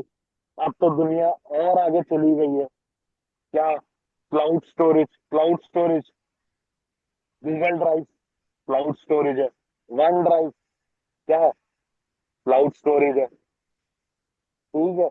फिर ये बहुत बड़ा शैतानी टूल, अब तो खैर बहुत पुराना हो गया, अब इससे भी तो चीजें आ रही हैं, आ गई हैं बल्कि, स्प्रेडशीट, एक्सेल। आगे जाके पेपर इसी पे देना है बेटा आप लोगों ने। देखो डेटा बेस एक्सेल पे किस तरह तैयार हो रहा है। ठीक है। स्पेशलिस्ट प्रोग्राम्स होते हैं, जैसे कि देखो सैप हो गया, नाम सुना होगा, ओरेकल हो गया, नाम सुना होगा, क्विक बुक हो गया, नाम सुना होगा। ठीक है। फिर अब दुनिया थोड़ी और आगे चली गई है, robotic process automation, digitally computerised robots होते हैं जो कि ये काम कर रहे होते हैं। ठीक है। ये आपकी रिकॉर्डिंग का काम भी कर देंगे, एंट्रीज तक। ये आपके लिए प्रोडक्शन भी कर देंगे, उसके अंदर आपने पूरा प्रोग्राम स्टोर करा है। अगर एक रोबोट होगा स्क्रू लगाने वाला, स्क्रू लगा रहा होगा, एक रोबोट होगा पेंट करने वाला, पेंट कर लगाने वाला, एक होगा दरवाजा उठा के लगाने वाला, वो कर रहा होगा। तो पीरियड एंड रूटीन्स होती हैं हर बिजनेस में। अब वो पीरियड एंड मोस्टली बिजनेस में कब होता है, हर महीने के एंड में। हर महीने के एंड में क्या हो रहा होता है, रिकन्सिलेशन होती हैं, जैसे कि मैंने अभी बताया था शुरू में, बैंक रिकन्सिलेशन होती है। ठीक है। बैंक रिकन्सिलेशन क्या होती है भाई, कि बैंक स्टेटमेंट में और कैश बुक में जो डिफरेंस तो नहीं आ रहा, अगर डिफरेंसेस आ रहा है तो उसको ठीक करना है।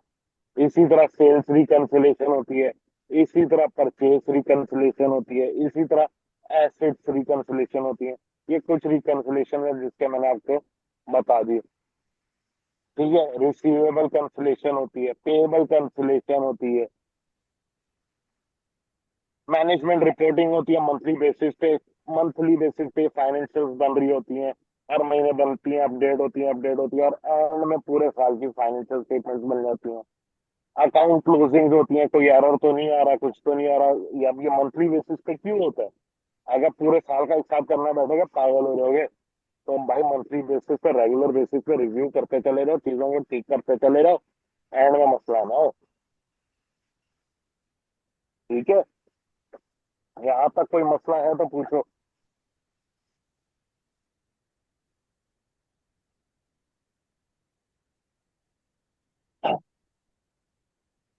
कोई मसला है यहाँ तक? नहीं से कोई मसला नहीं है। No sir. अब जाहिर है भाई, गलतियां तो होंगी, लाजमी तौर पे होंगी। तो जब गलतियां हो जाती हैं, उन एरर्स के साथ फिर किस तरह डील करना? भाई गलतियां हो गई हैं तो पहले तो इन्वेस्टिगेट करोगे, किस तरह रिकंसिलेशन कर रहे हो, अब जो डिफरेंसेस आ रहे हैं आप उनको इन्वेस्टिगेट करोगे कि भाई कहाँ मसला हुआ है, क्या मसला हुआ है, ये इन्वेस्टिगेट हो गया। फिर इम्प्लीमेंट करोगे इंटरनल कंट्रोल प्रोसीजर्स, कि जी ऐसे प्रोसीजर्स बनाए जाए, ऐसे कंट्रोल्स बनाए जाए कि यार फ्यूचर में वो एरर्स ना हो, या उनके होने के चांसेस क्या हो जाए, कम हो जाए।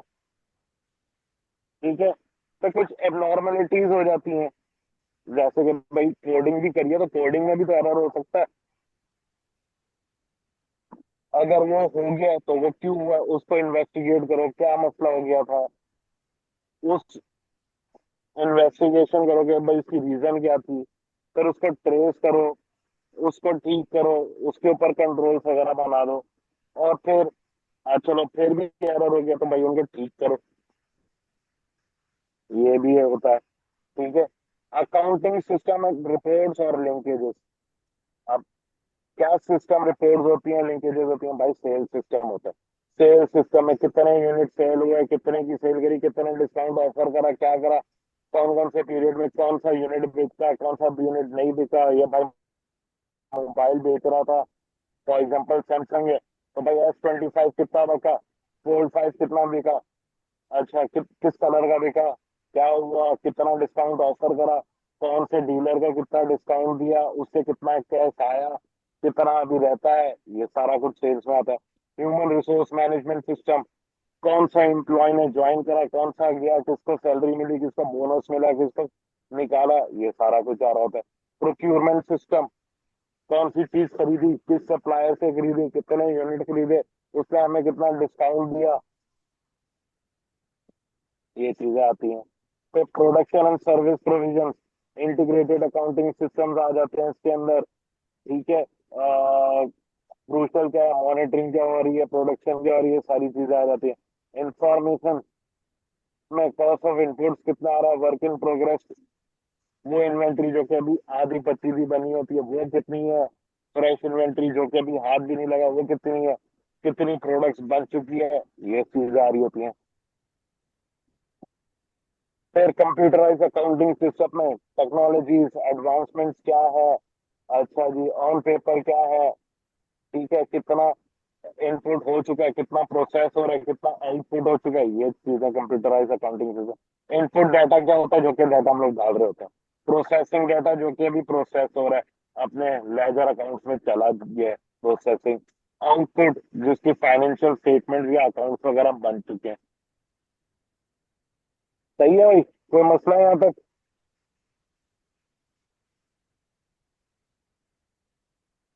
No sir. यहाँ तक नहीं। अच्छा जी, अब कंप्यूटराइज सिस्टम के क्या फीचर होते हैं? कंप्यूटर टिपिकली जो एक कंप्यूटराइज अकाउंटिंग सिस्टम है, उसके जो मॉड्यूल्स होते हैं वो क्या जनरेट कर रहे होते हैं? Sales, purchases, inventory, receivables, payables. Computerise information जो है इन सारे सिस्टम को इंटीग्रेट कर देती है, यानी कि क्या कर देती है, लिंक कर देती है। ठीक है, for example customer invoice generate हुई सेल्स सिस्टम से, तो ऑटोमेटिकली उससे रिलेटेड रिसीवेबल लेजर में रिसीवेबल भी चला गया, कैश लेजर अकाउंट में भी चला जाएगा, पेमेंट में भी चला जाएगा, आपकी इन्वेंट्री भी अपडेट हो जाएगी। और आपकी सप्लायर इनवॉइसेस में अगर कुछ गया तो परचेज सिस्टम भी हो जाएगा, उससे रिलेटेड जितने भी परचेज लेजर्स के रेलेवेंट लेजर अकाउंट्स हैं वो भी अपडेट हो जाएंगे, आपका पेबल लेजर भी हो जाएगा, और रेलेवेंट जनरल लेजर अकाउंट्स भी हो जाएंगे। ठीक है, और इसका बैकअप वगैरह भी साथ के साथ तैयार होता चला जाएगा कि इन केस अगर कोई मसला हो जाता है, डाटा लॉस हो जाता है, तो रिकवर किस तरह होगा। रियल टाइम कॉम्प्रिहेंसिव सिस्टम क्या है? रियल टाइम सिस्टम कौन सा होता है? जो कि लाइव चल रहा होता है। और ये मेनली कहाँ चल, ये आपको देखने को मिलेगा सुपर मार्केट्स में मिलेगा। इम्तियाज में चलेगा, लाहौर की यार सुपर मार्केट है बहुत बड़ी, क्या नाम है उसका, गनी है क्या है, और वहां पे भी आपको ये सिस्टम मिलेगा। ठीक है, कि ऑटोमेटिकली इनवॉइस जनरेट हो जाएगी, कस्टमर स्टेटमेंट हो जाएगी, आ जाएगी, रिसीवेबल्स की भी हो जाएगा, sales analysis report automatically, transaction to transaction update हो रहा होता है। इवन किसी ने वॉलमार्ट का नाम सुना है आप लोगों से?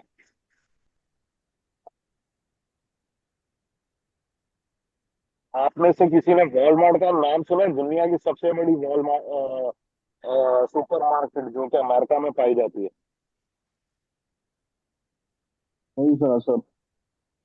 ठीक है, दुनिया की सबसे बड़ी सुपर मार्केट वॉलमार्ट। वहां पे तो यहाँ तक सिस्टम है भाईजान कि इधर इन्वेंट्री कस्टमर ने उठाई और उससे जाके सेल्स काउंटर पे जैसे ही बारकोड लगा, तो उसके यूनिट्स भी अपडेट हो जाते हैं कि हमारे पास कितने हैं। और एक लेवल होता है इन्वेंट्री का, जैसे ही यहाँ तक लेवल पहुंचेगा तो जो उस प्रोडक्ट का सप्लायर है उसके 5 घंटी बच जाएगी कि बेटा ये इन्वेंट्री खत्म हो रही है, भिजवाओ। ये रियल टाइम की बेस्ट एग्जांपल है। ठीक है, आप desktop versus cloud accounting software, desktop software जो कि डेस्कटॉप पे यानी कि आपके कंप्यूटर पे इंस्टॉल होता है, एक बंदे को, दो बंदे को एक्सेस होगा, तीन को होगा मैक्सिमम। ठीक है, अपडेट आपको करना होता है रेगुलर बेसिस पे, वन टाइम फी होती है जब तक उसको रिन्यूअल नहीं करते हो। ठीक है, इसको इंस्टॉल करना पड़ता है। अच्छा, इसकी डेस्कटॉप के साथ सिक्योरिटी होती है। डेस्कटॉप सॉफ्टवेयर की एग्जांपल है एक्सेल। हर कंप्यूटर के लिए अलग अलग इंस्टॉल होगा एक्सेल, हाँ या ना जवाब दो। जी जी सर ठीक है। है ना? जी जी। एक्सेल एक बंदे को एक्सेस होगा, जी अपडेट जी। उसकी अपडेट आती रहती है कंप्यूटर पे, हाँ या ना? जी उसको हर साल रिन्यूअल करना होता है। अब ये जी। पाकिस्तानियों वाली एग्जाम्पल नहीं दे देना, ये एशियन लोगों वाली एग्जाम्पल नहीं दे देना कि सर वो तो क्रैक भी हो जाता है, इसको इंस्टॉल करना पड़ता है। अच्छा जी, एक डेस्कटॉप हर कंप्यूटर के लिए अलग अलग हो रहा होता है। क्लाउड सॉफ्टवेयर सैप है, और एकल है। ठीक है, इंटरनेट कनेक्शन पे ये अवेलेबल होता है। ठीक है, मल्टीपल यूजर्स, एक सैप है भाई, इसका लाइसेंस ले लिया, हाँ उस लाइसेंस फी जाती है, मंथली जाती है, मंथली होती है। सैप वगैरह की मिलियंस में फीस जारी होती है, मिलियंस में। ठीक है, जो भी अपडेट्स आती है ऑटोमेटिकली रिकॉर्ड हो जाती है, इसको इंस्टॉल नहीं करना होता, और सिक्योरिटी डिपेंड होती है उसके सॉफ्टवेयर किस तरह का। ठीक है, ऑब्वियसली डाटा के रिस्क और सिक्योरिटीज होती है कि कोई डाटा जो है वो इलीगली या चुरा ना ले, अनऑथराइज बंदा ना उठा के ले जाए, या उसका कोई मिस यूज ना कर ले। ठीक है, अब वो है इस सॉफ्टवेयर में पड़ा डाटा पड़ा हुआ एम्प्लॉयज का, तो ये उठा के ले जाए और उस पे जाके गंदी गंदी अल्लाह ना करे हरकतें शुरू कर दो, कंपनी के ऊपर तो केस हो सकता है। ठीक है, तो अब रिस्क है डाटा सिक्योरिटी को, वही एक्सीडेंट हो जाए, आग लग जाए, जैसे बहुत सालों पहले कराची में हुआ था। अब फैसल बैंक है, उस जमाने में होता था RBS, royal bank of Scotland, आग लग गई थी, बिलियंस का डाटा गया था। तो वो अगर उसका बैकअप ना होता, गए थे काम से। ठीक है, फिर कंप्यूटर सिस्टम जो है वो ब्रीच कर सकता है, कॉन्फिडेंशियल इंफॉर्मेशन लीक हो सकती है। अभी एग्जांपल दी कि एम्प्लॉयज की इंफॉर्मेशन लीक हो जाए, एम्प्लॉय जो है एक्सीडेंटली जानबूझते हुए या गलती से अनऑथराइज बंदा घुस जाए, इंफॉर्मेशन ले जाए कि भाई मैं भी कुछ कमा लेता हूँ जाके, तो भाई डाटा को किस तरह प्रोटेक्ट करोगे? एम्प्लॉयज की ट्रेनिंग करो, हर कोई बंदा जो है वो एरा गैरा नतू वगैरह जो है वो डाटा पे एक्सेस ना रखता हो। ऑथोराइज बंदे रहे खाली, मैनेजमेंट एक्सेस हो, कंट्रोल हो, एप्लीकेशन सिस्टम्स की सिक्योरिटी हो। ठीक है। गुड डिस्पोजल प्रैक्टिस, मतलब डॉक्यूमेंट्स या ऑनलाइन है या फिजिकल है, उसको सिक्योरली डिस्पोज किया जाए भाई, विद इन सिक्योरिटी उसको ट्रांसफर वगैरह किया जाए अगर फिजिकली लेके जा रहे हो। डाटा स्टोरेज, इस पे भी प्रोटेक्शन मेजर्स होने चाहिए। अगर ऑन पेपर है तो भाई लॉक कैबिनेट में हो, ड्रॉर में हो। अगर डिजिटली है तो भाई पासवर्ड्स प्रोटेक्टेड हो, फायर वॉल हो। ठीक है, एंटी वायरसेस इंस्टॉल्ड हो। आगे ना। जी जी सर। अब डॉक्यूमेंट्स कब तक रिटेन रखने हैं भाई? डिजिटल डॉक्यूमेंट्स कब तक रिटेन करने हैं, फिजिकल डॉक्यूमेंट्स कब तक रिटेन करने हैं? तो हर कंट्री की अपनी अपनी लेजिस्लेशन है। फॉर एग्जांपल यूके में टैक्स लॉ कहता है कि 5 साल रखो, पाकिस्तान में कहता है 7 साल रखो।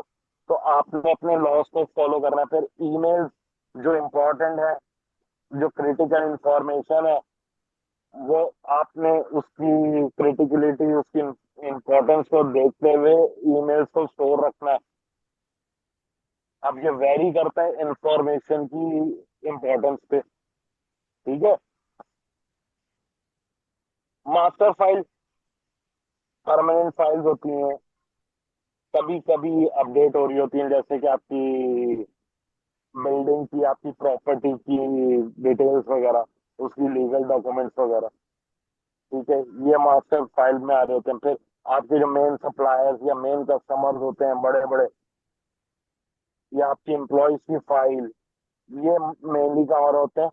ये मास्टर फाइल में आ रहे होते हैं। अच्छा भाई, फिर कोडिंग। कोडिंग क्या है? फाइनेंशियल डॉक्यूमेंट्स होते हैं, उनकी जो एविडेंसेस होते हैं, आप उसकी कोडिंग कर रहे होते हैं। जैसे कि देखो भाई, सेल्स है। ठीक है। अब एक कंपनी है, जैसे कि फॉर एग्जांपल सैमसंग है भाई, तो सैमसंग के कितने फोन है? A06, A05, S25 है, 20 फोन है। मतलब कितने याद रखे हो? अलग अलग अलग अलग। तो भाई ये देखो कोड्स नाम दिए हैं, A06, A05। ये क्या होती है? इससे कहते हैं कोडिंग। ये इजी नाम दे दिए, और उसकी बेसिस पे प्रोडक्ट को याद रखा जा रहा है।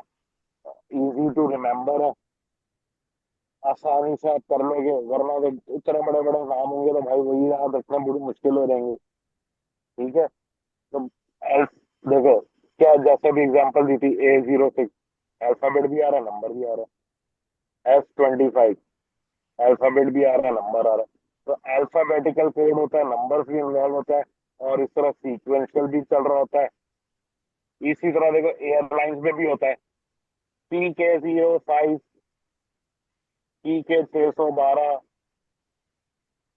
ये कोडिंग है। ठीक है, अल्फा न्यूमेरिक कोडिंग। वो कोडिंग के बेनिफिट्स क्या? टाइम एफिशिएंसी है भाई, S25 जल्दी से लिख दिया। ट्रांजेक्शन क्लासिफिकेशन हो जाती है कि भाई अब प्रोडक्ट्स को उसके नाम हिसाब से आप क्लासिफिकेशन कर लोगे। यार ये S सीरीज बड़े मोबाइल है, A सीरीज छोटे मोबाइल है। ठीक है। चांसेस ऑफ एरर कम हो जाते हैं, वरना जितना बड़ा नाम होगा उतना याद रखना मुश्किल होगा, उतने एरर के चांसेस बढ़ जाएंगे। इंफॉर्मेशन को लोकेट करना इजी हो जाएगा। ठीक है। तो ये था हमारा प्रोसेस ठीक है ऑफ सर। रिकॉर्डिंग ट्रांजैक्शन का एरिया, और कह लो FA1 का पहला एरिया। कोई मसला, कोई सवाल एंड में हो तो पूछिए। आप मुझे ये बता सकते हैं ये ऑर्गेनाइजेशन और सिस्टम में क्या फर्क है? ऑर्गेनाइजेशन में? और सिस्टम में? बेटा ऑर्गेनाइजेशन क्या है? ये वैसे तो आपने जाके पढ़ना, पेपर का नाम पढ़ा था FBT या जी जी BT, ये पूरा चैप्टर वहां पर है, ऑर्गेनाइजेशन है क्या, लेकिन पूछा है तो इसका मैं और साहब को बता दें, ऑर्गेनाइजेशन क्या है। ऑर्गेनाइजेशन वो सिस्टम है या एक इदारा है जहाँ पे डिफरेंट बैकग्राउंड के लोग आ जाते हैं। ठीक है, डिफरेंट बैकग्राउंड के लोग जमा होते हैं वहां पे, देखो सिंधी भी होता है, पंजाबी भी होता है, बलोची भी होता है, पठान भी होता है।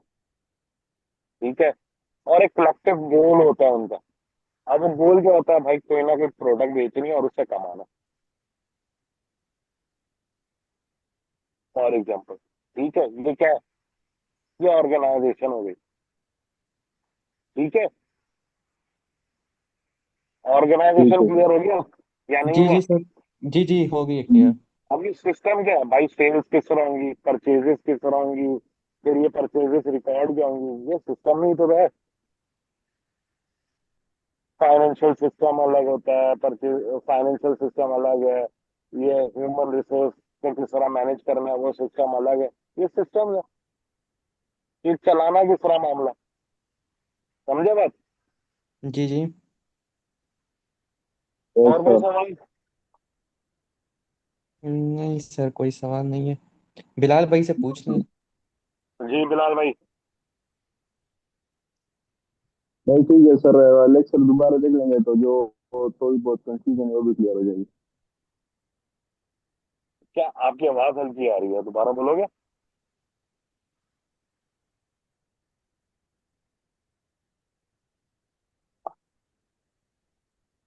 थोड़ी बहुत कंफ्यूजन समझ में आया था, उससे पहले क्या बोला वो समझ में नहीं आया, दोबारा बोलोगे।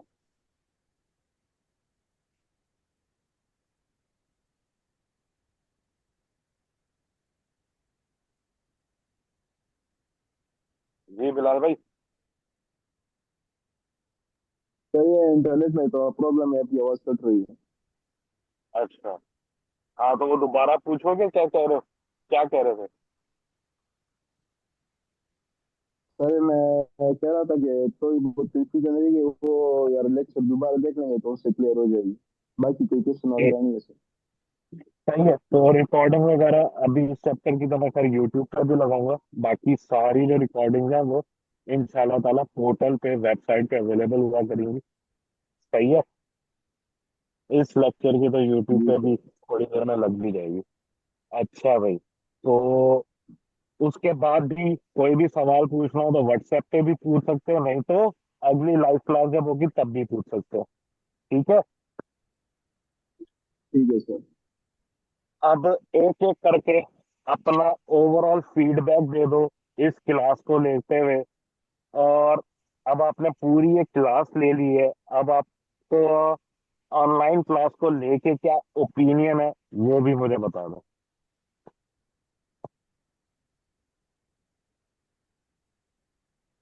सर मेरा ओपिनियन तो ये है कि अ, अच्छी रही क्लास, मतलब समझ भी आई। लेकिन ये मसला इसका था ना कि थोड़ी थोड़ी लैगिंग हो रही थी। दूसरा ये लैपटॉप लैपटॉप नहीं, मोबाइल पे ले रहे हो, उसका भी मसला है। इंशाल्लाह कल भी ये बिल्कुल नहीं होगा। मज़ा आया क्लास लेते हुए, फर्स्ट क्लास थी मजा आया, इंशाल्लाह।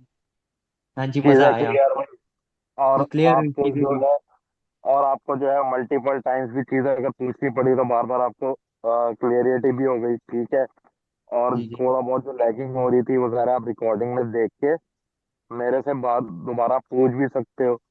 ठीक ठीक है, है। जी फिर तो वो जो मैंने बात ठीक है आपको सर। प्रूफ बोली थी वो प्रूफ हो गई। जी जी और वही चीज जी अब सर। फॉर एग्जांपल जायरा आपके पास इसकी रिकॉर्डिंग पड़ी होगी, जायरा जो फ्री लेक्चर्स हैं वो तो यूट्यूब पे होंगे, वे जी भी जी होंगे और पोर्टल पे भी होंगे, लेकिन जो पोर्टल पे होंगे, जो पेड होंगे जायरा वो पोर्टल पे ही होंगे, वेबसाइट पे ही होंगे। ठीक है, तो जी अब आपके पास एक और चीज भी हो गई, जो बात है कि रिकॉर्डिंग्स की सूरत में अगर आपने 10 दफा भी रिवाइज करना है तो आप कर सकते हो। जी। हाँ जी, ये और अच्छा बेनिफिट है। ठीक क्लासेस है, तो फिजिकल हाँ क्लासेस जी। ही क्लासेस में, बेनिफिट होते फिजिकल क्लासेस में आपको टीचर एक दफा बता देगा क्लास के अंदर शायद हैं। 2 दफा और बता दे, उसके बाद शायद एक दफा आपको वो फैकल्टी रूम में बैठ के समझा दे, तीसरी दफा वो कहेगा भाई आप कौन हो। जी जी। ऐसा है कि नहीं है? एग्री जी जी करते हो? सर, बिल्कुल एग्री करते हैं। ठीक है, बाकी व्हाट्सएप पे इस तरह रिकॉर्डिंग्स वगैरह देके आप मल्टीपल टाइम्स रिवाइज कर सकते हो। फिर इसका आगे आगे, अभी तो आपकी शुरुआत है, एक दफा पेस में आ जाओ, फिर तो आप कहोगे सर रिकॉर्डिंग्स ही लाते रहो, ਅਸੀਂ देखते रहेंगे, लाइफ किसने पढ़ना है। ये भी होता है, ये मेरे साथ हुआ है। कैसा रिकॉर्डिंग देख ली ने, लाइफ लेके क्या करेंगे। हाँ जी ये वो। भी ठीक है। तो ठीक है जी सर। इंशाल्लाह ताला फिर आप लोग अब ये रिकॉर्डिंग थोड़ी देर में मैं लगा दूंगा, और उसकी मैं लिंक भी शेयर कर दूंगा। सर, ये शेयर कर दे, लिंक शेयर कर दें इसकी। इसी क्लास की होगी ना? हाँ, इसी क्लास का भी रिकॉर्डिंग लगने में थोड़ा सा टाइम लगता है बेटा, ठीक है ठीक। अपलोड होने में, ये वो होता है तो मैं कर देता हूँ। ठीक है तो अब आप लोग एज अ ये डेमो में, आई होप आप लोगों को मजा आया होगा। अगर आप मेरे लिए एक एक फेवर आप लोग कर दो, वो मेरे लिए देखो फीडबैक बहुत मैटर करता है। ठीक है। ठीक तो है। अगर एक क्लास फीडबैक आप छोटा सा रील बना दो अपने मोबाइल पे, एक छोटा सा रील बना दो। मोबाइल करना कुछ भी नहीं है, मोबाइल सामने रखना है, 1 मिनट की वीडियो बना देना है, बना दो एक फीडबैक बना के, अगर आप मुझे सेंड कर दो तो वो आपका फीडबैक मेरे पास आ जाएगा, और वो मेरे लिए एसेट ही है। ठीक है। तो ठीक है। अगर आप वो कर दोगे तो बहुत बहुत थैंक यू। जो भी आपका ऑनेस्ट फीडबैक है वो आप मुझे दे देना, ठीक है। तो ठीक है सर। 11 बज रहे हैं और मुझे घर भी जाना है। तो अब ये क्लास खत्म करते हैं ताकि मैं इसको अपलोड करूं और फिर मैं घर जाऊं। ठीक है, ओके सर। ठीक है। ठीक है। ओके भाई, अल्लाह हाफिज। ओके, अल्लाह हाफिज़।